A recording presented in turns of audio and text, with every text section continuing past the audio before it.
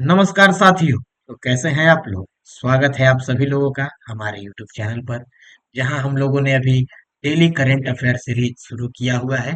और इसमें डेली एक दिन के पूरे अपडेट के बारे में हम लोग चर्चा करते हैं। तो चलते हैं, शुरू करते हैं अपने पहले सवाल के साथ। और पहला सवाल हमारे स्क्रीन पर ये रहा। देखते हैं पहला सवाल क्या है। देखते हैं साथियों, पहला सवाल ये रहा। पहला सवाल, हाल ही में सेना दिवस, जो सेना दिवस है, यह कब मनाया गया है? तो सेना दिवस कब मनाया गया है साथियों, बताना है। पहला विकल्प है आपके पास 14 जनवरी, या फिर 15 जनवरी, या फिर 16 जनवरी, या 17 जनवरी। तो इसका सही जवाब क्या है साथियों? सही जवाब है इसका 15 जनवरी। 15 जनवरी को राष्ट्रीय सेवा दिवस, जो सेना का दिवस है, मनाया गया है। देख सकते हैं, भारतीय सेना दिवस 15 जनवरी को मनाया जाता है। यह दिन भारत के बहादुरी और समर्पण को, किस चीज को? भारतीय सेना की, जो भारतीय सेना है उसकी बहादुरी और समर्पण को सम्मान देने के लिए मनाया जाता है। और इस बार जो हुआ है, इस बार जो खास है, देख सकते हैं यहाँ तस्वीर भी लगा हुआ है। देख सकते हैं ये क्या है? एक तरह का रोबोट है ना साथियों? ये रोबोट जैसा दिख रहा है, ये रोबोट ही है। तो रोबोट का इस्तेमाल किया गया है। क्या है? इस बार पुणे में रोबोटिक म्यूल, यानी मल्टी यूटिलिटी लेड इक्विपमेंट, ठीक है साथियों, इसका अनावरण किया गया है। इसका मतलब है कि रोबोट खच्चर ने पहली बार सेना दिवस परेड में भाग लिया है। और इससे क्या होगा? भारी वस्तुओं को उठाने और निगरानी करने में अच्छा काम कर सकते हैं। ठीक है। और उनको तैनात कहाँ किया गया है? तो तैनात किया गया है LAC। LAC आपको पता होगा साथियों, line of actual control. Line of actual control जो है, एक्चुअल कंट्रोल किसके किसके बीच में है साथियों? तो भारत और चीन, जो चीन है, चीन के साथ, चाइना के साथ इसका बॉर्डर लगता है साथियों। तो लाइन ऑफ एक्चुअल कंट्रोल बोलते हैं इसको, LAC। वहां पे इसको तैनात किया गया है। एक खच्चर है, रोबोटिक खच्चर है। और ये किस चीज में उपयोग हुआ? तो बहुत भारी भारी वस्तु को ले जाना है सेना के लिए, तो उसको उठाने में और उसका निगरानी करने में इसका तैनाती किया गया है। इसके अंदर क्या है? थर्मल कैमरा और सेंसर है, जिससे पूरी तरह से यह लैस है। ये क्या कर सकता है? 30 किलोग्राम तक, देख सकते हैं साथियों, 30 किलोग्राम तक का भार उठा सकता है। और 10 फीट तक चढ़ सकता है, मतलब ऊंचाई में भी 30 किलोग्राम वेट उठा के और 10 फीट ऊंचा तक चढ़ सकता है। तो ये तो बहुत एक अत्याधुनिक जो उपकरण है, इसका इस्तेमाल किया गया है। बहुत बढ़िया है साथियों। आधुनिक तकनीक से लैस है यह।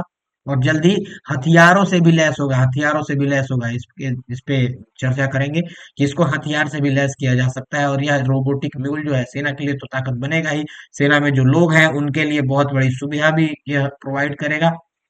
ठीक है साथियों, इसको रोबोटिक डॉग की उपस्थिति भारत की सैन्य क्षमताओं और आधुनिक तकनीकी प्रगति को प्रदर्शित करता है कि किस तरह से प्रगति हो रहा है इसमें, उसको दिखाता है कि हम लोग भी तेजी से तकनीक के साथ ही सेना में क्या कर रहे हैं?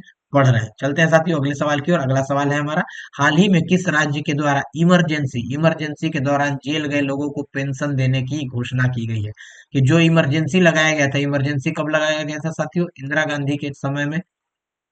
इंदिरा गांधी, तो इंदिरा गांधी के समय में इमरजेंसी था। तो इमरजेंसी का जो साल है वो तो 71 से लेकर के 77 तक यहाँ तक चला है साथियों। लेकिन जो मेन इमरजेंसी है, जब क्या किया गया था, जब सारी जीने का अधिकार तक को छीन लिया गया था, उस समय का बात किया जा रहा है साथियों, यहाँ 75 के बारे में। ठीक है साथियों। तो देखते हैं, विकल्प है आपके पास महाराष्ट्र है, बिहार, उड़ीसा, या झारखंड। कहाँ के सरकार ने कहा है कि इमरजेंसी के दौरान जो भी जेल गए थे, जितने भी लोग जेल गए थे, उनको पेंशन दिया जाएगा। और ये पेंशन का राशि भी 20,000 रुपया है सर। 20,000, समझ सकते हैं। ठीक है। तो ये कहा गया है उड़ीसा के सरकार के द्वारा। उड़ीसा के जो मुख्यमंत्री हैं, नाम है उनका मोहन चरण मांझी। यहाँ पे देख सकते हैं, ये रहे, ये है आपके मोहन चरण मांझी, ये है। इनका नाम भी लिख देता हूँ बगल में, आप लोग इसको देख लीजिएगा, मोहन चरण मांझी। तो इन्हीं के द्वारा यह बताया गया है और इसकी घोषणा की गई है। ऐलान किया गया है कि क्या दिया जाएगा? हर महीने 20,000 रुपए और मेडिकल सुविधा है। ठीक है साथियों, हर महीने आपको 20,000 रुपया भी मिलेगा, मेडिकल सुविधा भी मिलेगा। और इसकी अधिसूचना जारी कर दी गई है। सरकार ने कहा है कि आपातकाल के दौरान कांग्रेस की यातनाएं झेलने वाले उड़ीसा वासियों को सरकार पेंशन के साथ इलाज का खर्चा भी देगी। तो ये 75 से 77, मतलब ये जो आखिरी आपातकाल का समय था, इससे पहले 71 से भी आपातकाल चल रहा था साथियों, लेकिन वह युद्ध के कारण, बाहरी आक्रमण के कारण आपातकाल था। उस समय ऐसा जीवन का अधिकार नहीं छीना गया था। लेकिन यह तो बहुत ही, जो सबसे ब्लैक डे माना जाता है भारत के इतिहास में, भारत के जो लोकतंत्र है उसपे एक काला धब्बा है। पूरे लोकतंत्र को मटिया मेट कर दिया, उसकी जो गरिमा है उसको धूमिल कर दी। तो उसी का विरोध करने के लिए किया गया है। आप सोच सकते हैं, कांग्रेस के खिलाफ यह योजना लाई गई है, तो ये योजना लाने वाला जो सरकार है वो कौन सा है साथियों? बीजेपी। तो ये बीजेपी की सरकार इस बार बहुत दिन बाद उड़ीसा में बीजेपी की सरकार आई है। इससे पहले यहाँ पे बीजू दल का सरकार था। इसका सरकार था साथियों, ध्यान सब रख सकते हैं, बीजू दल। तो ये बीजू दल का सरकार था इससे पहले। अब इस बार भाजपा का सरकार आया है, तो इन्होंने बोला है कि 20,000 रुपया महीना देंगे और मेडिकल सुविधा देंगे। पता नहीं साथियों, ये फ्रीबी आपको कहाँ तक सही लगता है?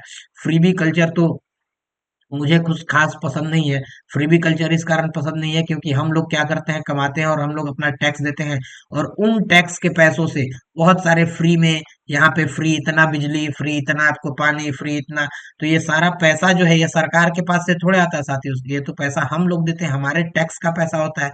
लेकिन फिर भी पता नहीं ये पॉलिटिक्स में इस तरह की जो, क्या कर सकते हैं इसके बारे में। लेकिन सरकार को इस पे सोचना चाहिए, क्योंकि इस तरह से क्या होगा, जो भी भारत का अर्थव्यवस्था है उसको भी एक तरह से गहरा धक्का लगता है साथियों।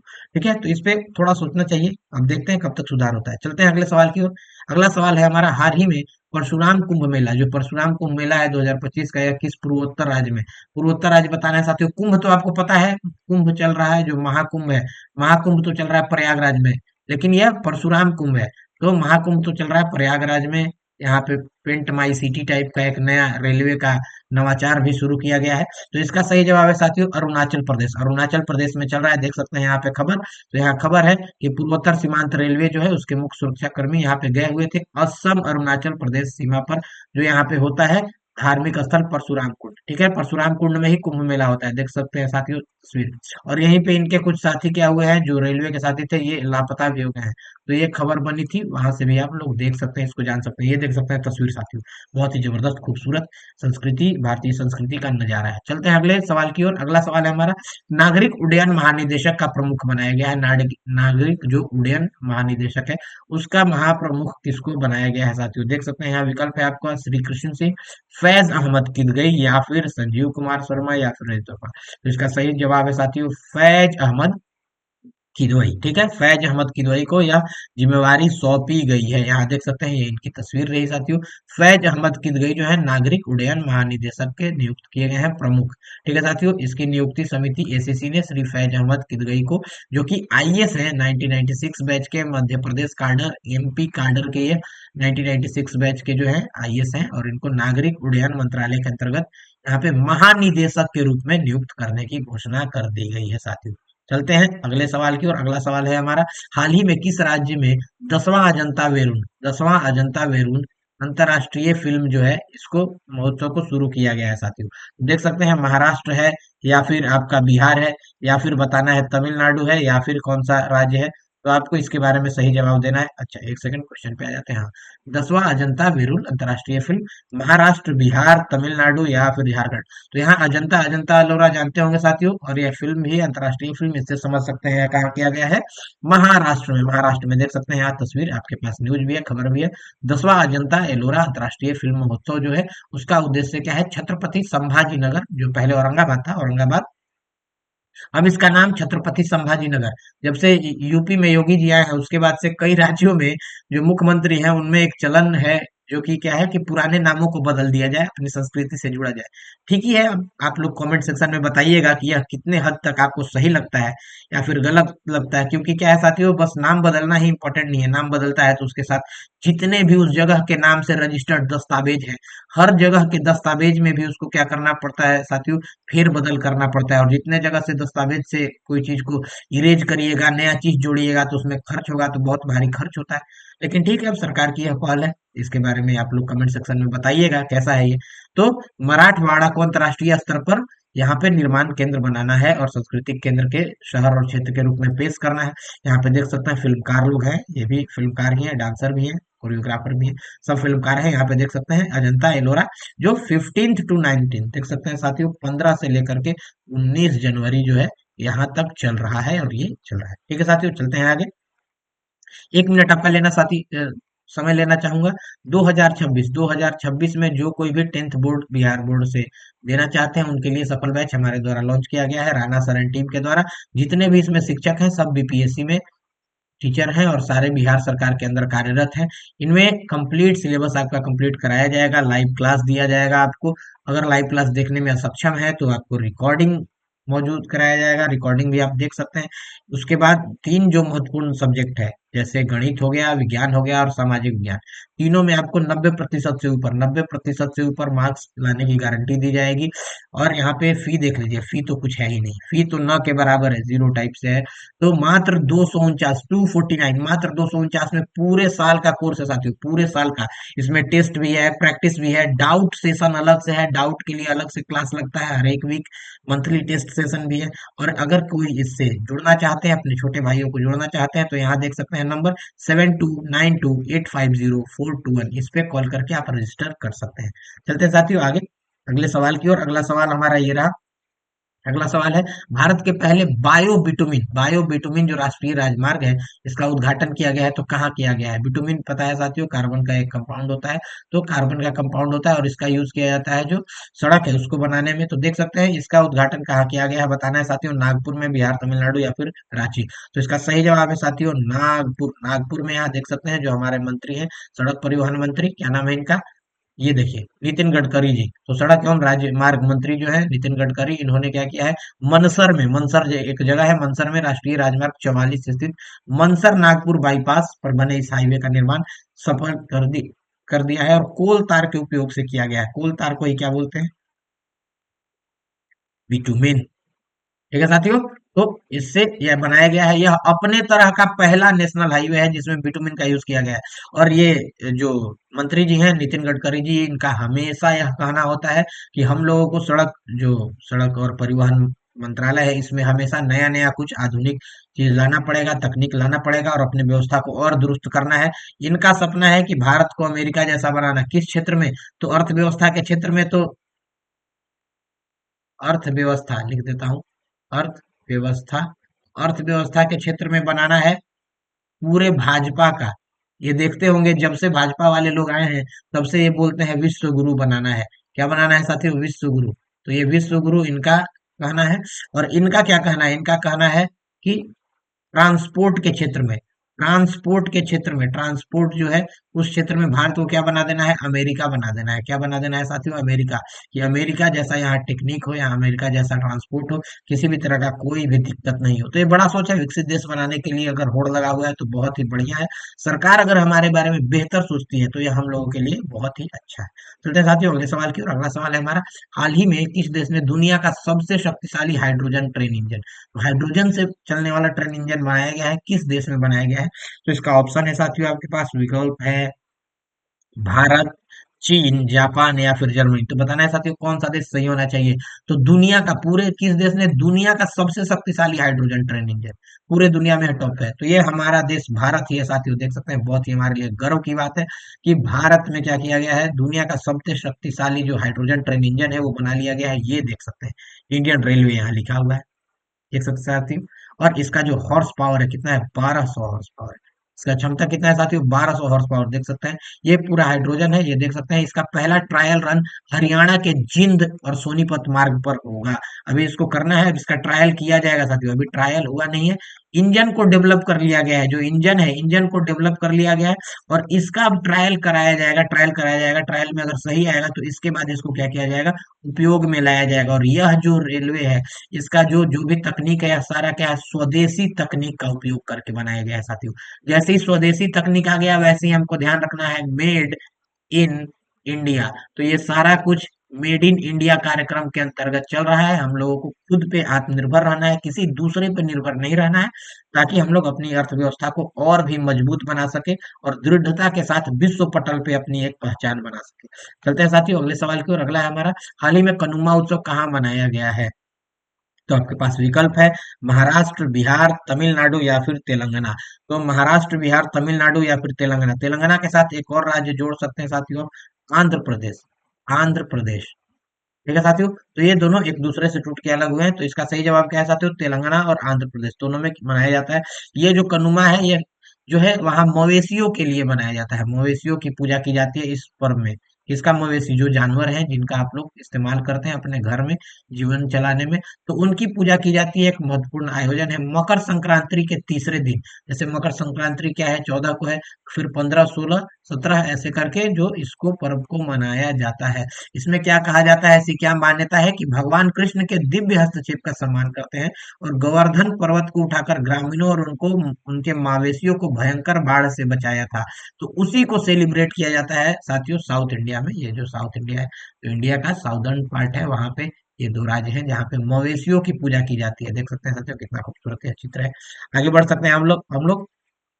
अगला सवाल है हमारे पास कि हाल ही में जो प्रधानमंत्री हैं मोदी जी ने, इन्होंने एशिया का दूसरा सबसे बड़ा इस्कॉन मंदिर पता होगा साथियों, एक मंदिर का पूरा का पूरा एक सीरीज है इस्कॉन मंदिर। इसमें कृष्ण भक्ति से जुड़े हुए लोग जो है, कृष्ण राधा भक्ति से जुड़े हुए लोग इसमें शामिल होते हैं, और उनका दुनिया का पूरा बताना है, एशिया का, अच्छा, एशिया का दूसरा सबसे बड़ा इस्कॉन मंदिर का उद्घाटन कहाँ पे किया गया है? तो इसका विकल्प है आपके पास, कोलकाता में किया गया, दिल्ली में, या फिर नवी मुंबई, या फिर पटना। पटना भी हो सकता है। देखते हैं साथियों इसका सही जवाब क्या है। तो सही जवाब है इसका नवी मुंबई। सही जवाब क्या है साथियों? इसका नवी मुंबई, नवी मुंबई में किया गया है। देख सकते हैं यहाँ पे आप लोग के लिए एक वीडियो प्रस्तुत किया हूँ, देख सकते हैं यहाँ वीडियो है। वीडियो देख लीजिए, यहाँ इस्कॉन के ये टेम्पल के ये पुजारी जी हैं, और यहाँ मोदी जी हैं हमारे। तो ये मोदी जी क्या कर रहे हैं, यहाँ अनावरण कर रहे हैं। ये जो इनके प्रभुपाद जी में स्वामी है, इनका जो संस्थापक थे, इनका नाम क्या है साथियों? प्रभुपाद। प्रभुपाद जी स्वामी। तो प्रभुपाद जी स्वामी जो है, अच्छा यहाँ पे लिखा हुआ भी देख सकते हैं, प्रभुपाद जी स्वामी जो इस्कॉन जैसी मिशन को शुरू किए हैं। इनका काम क्या है? मंदिर में अध्यात्म और सभी परंपरा के दर्शन होते हैं, सभी परंपरा का दर्शन होगा। रामायण महाभारत का भी म्यूजियम बनाया जा रहा है, साथ में ही 9 एकड़ में फैला हुआ है। देख सकते हैं साथियों, बहुत ही बड़ा है।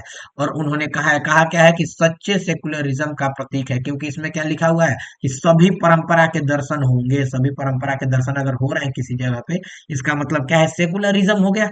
किसी भी तरह का धर्म से कोई ऐसा नहीं है कि एक धर्म के प्रति कट्टर भाव, यहाँ तो क्या हो गया? सर्वधर्म धर्म सम्मान। ठीक है साथियों, सरकार भी इस तरह के सेवा के भाव को काम कर रही है, सरकार भी इसको अप्रिसिएट करता है, क्योंकि इससे हमको क्या होगा? धार्मिक एक जुड़ाव मिलेगा, और हम लोग खुद पे गौरवान्वित महसूस करेंगे, और भी ज्यादा ताकत के साथ आगे की ओर बढ़ेंगे। देख सकते हैं खबर है आपका, ये इस्कॉन टेम्पल है, नवी मुंबई में किया गया इस्कॉन टेम्पल का उद्घाटन। ठीक है साथियों, चलते हैं अगले सवाल की ओर। अगला सवाल हमारे स्क्रीन पे है यहाँ पे। दिसंबर दिसंबर 2024 के लिए, अच्छा, आईसीसी पुरुष player of the month, ICC पुरुष प्लेयर ऑफ द मंथ किसे चुना गया है? जो पिछले वर्ष दिसंबर का महीना था, उसके लिए एक महीने में जो सबसे सर्वश्रेष्ठ अंतर्राष्ट्रीय खिलाड़ी है, उसका टैग किसे दिया गया है? तो यहाँ पे आपके पास विकल्प है, यशस्वी जायसवाल, ट्रेविस हेड, जसप्रीत बुमराह, या फिर मिलर। तो David Miller, Jasprit Bumrah, Travis Head, या फिर यशस्वी जायसवाल। तो बता सकते हैं साथियों कौन सा सही जवाब है? तो इसका सही जवाब है साथियों जसप्रीत बुमराह। जसप्रीत बुमराह को यहाँ पे ये देख सकते हैं, ये भारत के जसप्रीत बुमराह है। आप लोग पहचानते होंगे, जो क्रिकेट देखते हैं उनको तो पता होगा। आईसीसी पुरुष प्लेयर ऑफ द मंथ चुना गया है, और ये तेज गेंदबाज है, ये गेंदबाज करते हैं साथियों, गेंदबाज हैं ये भारत के। और ICC men's player of the month इनको चुना गया है साथियों। ठीक है, अभी जो बॉर्डर गवास्कर ट्रॉफी हुई थी, ट्रॉफी गवास्कर ट्रॉफी किसके किसके नाम पे होता है? एलन बॉर्डर, नाम लिख देता हूँ साथियों, आप लोग देख लीजिएगा, एलन बॉर्डर। और दूसरी तरफ भारत की ओर से कौन है? सुनील गावस्कर, जो हमारे लिटिल चैंप है, सुनील गावस्कर। तो इन दोनों के ही मेमोरी में यह ट्रॉफी कराया जाता है, और इसमें हर बार बारी बारी से एक दूसरे देश में आयोजन किया जाता है और यहाँ खेला जाता है। तो ये ट्रॉफी इस बार कौन जीता है साथियों? तो इसका विजेता जो है, ये कौन सा देश है? ऑस्ट्रेलिया। ऑस्ट्रेलिया ने इस बार जीता है। 5 मैचों की सीरीज थी, 3-1 से जीता है। एक मैच जो है क्या हुआ है साथियों? ड्रा हुआ है। एक मैच क्या हुआ है? ड्रा हुआ है साथियों, ड्रॉ हो गया है एक मैच। ठीक है साथियों, तो ऑस्ट्रेलिया जीता है। चलते हैं अगले सवाल की ओर। अगला सवाल है, इसका जवाब आपको कमेंट सेक्शन में देना है। इसका जवाब आपको साथियों कमेंट सेक्शन में देना है। जो भी कमेंट सेक्शन में इनका सही जवाब देंगे, उनको एक लाइक मेरे तरफ से दे दिया जाएगा, जिससे आप लोग जान सकते हैं कि सही जवाब क्या है और कौन सा सही जवाब होगा। 2024 मंथ के लिए ही आईसीसी के महिला प्लेयर ऑफ द मंथ किसे चुना गया है? बताना है साथियों कि महिला प्लेयर किसे चुना गया है। एनाबेल सदरलैंड, स्मृति मंधाना, मनप्रीत कौर या फिर एलिस पेरी। यहाँ पे चार विकल्प है साथियों, आप लोगों को बताना है कि दिसंबर 2024 के लिए आईसीसी महिला प्लेयर ऑफ द मंथ किसे चुना गया है। इसका जवाब कमेंट सेक्शन में दीजिए। जो भी सही जवाब होगा उसको मैं रेड हार्ट दे दूंगा और आप लोग उससे समझ सकते हैं कि सही जवाब क्या है साथियों। ठीक है साथियों, इसी के साथ सवाल जवाब का सिलसिला आज समाप्त होता है।